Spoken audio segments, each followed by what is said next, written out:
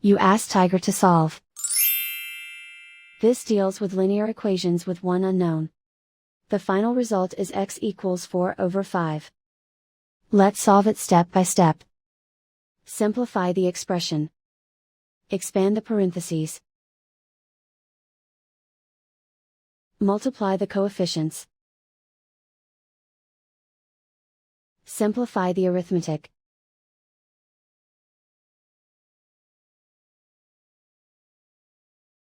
Group all constants on the right side of the equation. Add 8 to both sides. Simplify the arithmetic.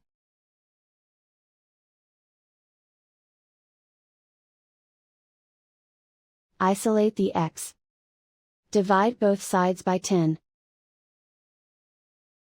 Simplify the fraction. Find the greatest common factor of the numerator and denominator. Factor out and cancel the greatest common factor. And so the final result is x equals 4/5.